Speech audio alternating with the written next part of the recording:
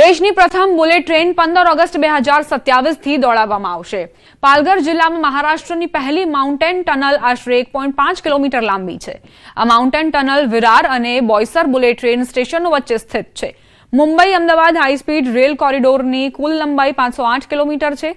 તેમાંથી 27.4 કિલોમીટરનો ભાગ ટનલ સ્વરૂપે બનાવવામાં આવી રહ્યો છે, તો 21 કિલોમીટર અંડરગ્રાઉન્ડ ટનલ છે, જ્યારે 6.4 કિલોમીટર ટનલ જમીનની સપાટી પર બનાવવામાં આવી રહી છે।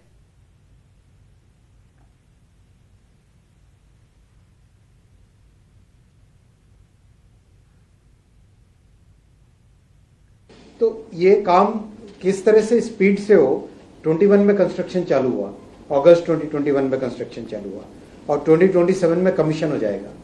विद इन 6 years कमीशन हो जाएगा। तो इतना बड़ा प्रोजेक्ट और इतने फास्ट पेस पे काम करना अपने आप में बहुत बड़ा चैलेंज है।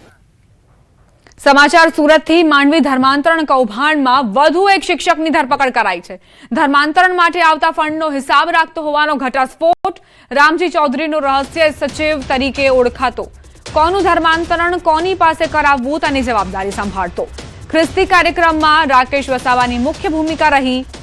20 લોકોના ધર્માંતરણ મુદ્દે રાકેશ વસાવાની સંડોવણી ખુલી। રાકેશ વસાવા 5 દિવસના રિમાન્ડ પર છે।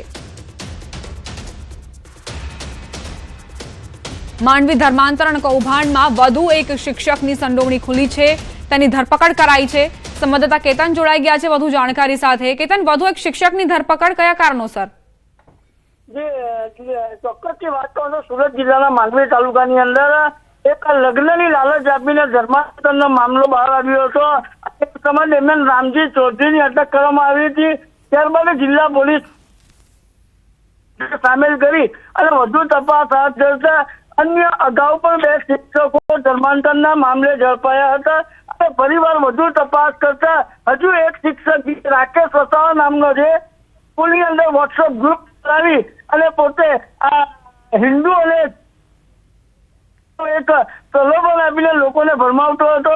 થોડી ભારી આદિવાસી પ્રજાને હિન્દુ ધર્મમાંથી ખ્રિસ્તી ધર્મનું ધર્માંતર કરાવતા હોવાના મામલે વોટ્સએપ ગ્રુપ અને સ્કૂલની અંદરથી બહાર આવતા જિલ્લા શિક્ષણ અધિકારીએ રાકેશ વસાવા શિક્ષક સહિત અગાઉ પણ ઝડપાયેલા શિક્ષકોને પણ સસ્પેન્ડ કર્યા હતા અને આજરોજ જે ઝડપાયેલા રાકેશ વસાવા છે એની હાલ વધુ પૂછપરછ પોલીસ દ્વારા કરવામાં આવી રહી છે કે હજુ આ જે ધર્માંતરના મામલે હજુ કેટલા લોકોની સંડોવણી છે। જિલ્લા પોલીસ દ્વારાના માર્ગદર્શન અંતર્ગત ડેપ્યુટી તપાસ કરી રહ્યા છે। આભાર કેતન, જાણકારી આપવા માટે।